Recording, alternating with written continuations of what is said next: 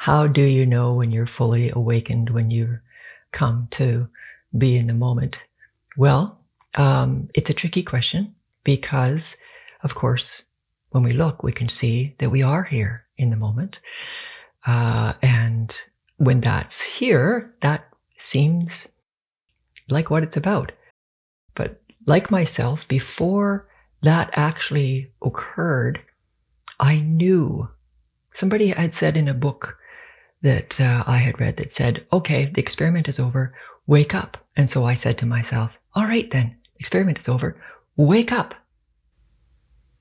And I looked and I realized, nope. So it seems like the person themselves does know. When it did occur, there's no doubt. There's no doubt about it. It's like everything comes in to be known at the same moment.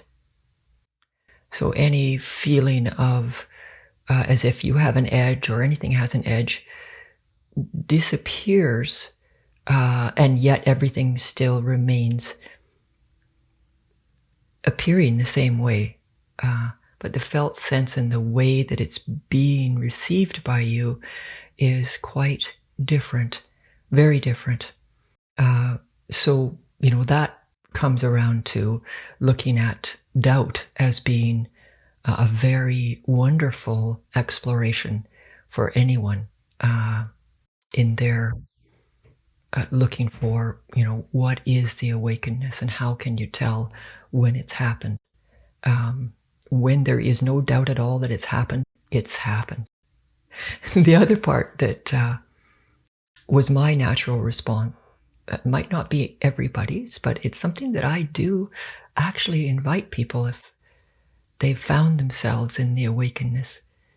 It doesn't hurt anything to see if you can lose it. See if you can become unawake somehow, some way. Try it out, try this, try that. See different ways of how it seemed to be that you lost it before, and apply them, play with it. Instead of attempting to keep it, instead of attempting to stay with awareness, because awareness is already here. So any attempt to grab a hold of it, actually the grabbing becomes first instead of the actual reality of the stateless state. That's why they call it the stateless state of being, because there's no state of you being greater or less than anything at all, including sound, thought, all of it. Often I can see when I'm working with someone, when they've come through to full awareness, because their edges actually seem to disappear. It's felt. It's like there's no, we're together. And usually the person feels it as well. And then sometimes they're afraid to talk or do anything as if they're going to wreck it. And then I gently invite that it includes sound. It's okay to, even though, of course, there is often the felt sense to just simply feel and experience the open, vast silence exactly as it is, and to steep in that, to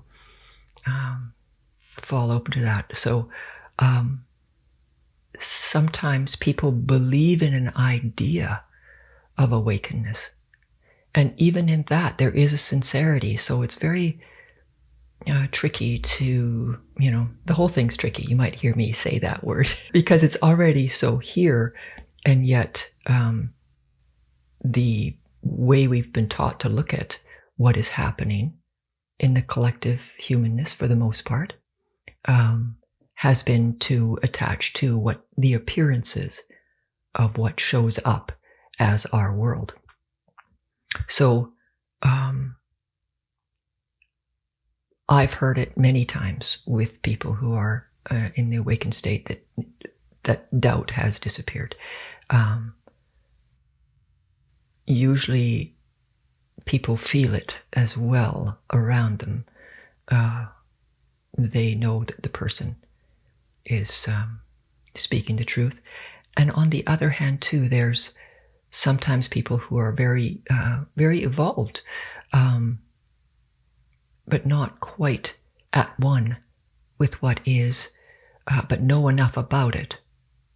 And sometimes those people come to spend time with me and see where it is that they're connecting or attached to the idea of being awake compared to being awake.